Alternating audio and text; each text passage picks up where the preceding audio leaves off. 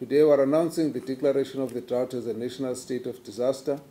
In the case of the prevailing drought, the Minister for Cooperative Governance and Traditional Affairs has the legal authority in terms of the Disaster Management Act of 2002 to declare the national state of disaster through the notice in the Government Gazette. And this one we expect it to be published after 10 to today, the 13th of March 2018. As a matter of clarifying the distinction between a disaster classification and declaration of a state of disaster, it is important to note that if a disaster has been classified but not declared, then the responsible sphere of government, municipal, provincial, or national, must deal with the disaster within the parameters of its existing legislation and contingency arrangements.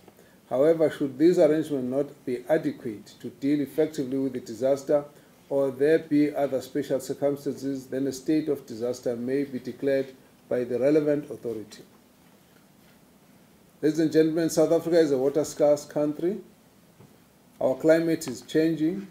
The western part of the country are expected to become drier, and the eastern parts of the country may become wetter under climate variability. Despite this, we are rated amongst the highest levels of daily domestic water consumption levels per person in the world.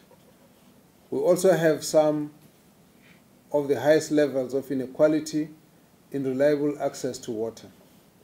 We are at the same time encouraged by the progress being made in saving water, as we know that there is a marked reduction in water usage. This is commendable and demonstrate that if we work together, nothing is impossible.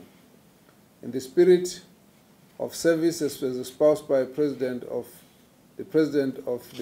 the State of the Nation address, with the Tumamina Send Me Clarion Call, we urge all South Africans to continue pulling together to save water and to manage this scarce resource wisely.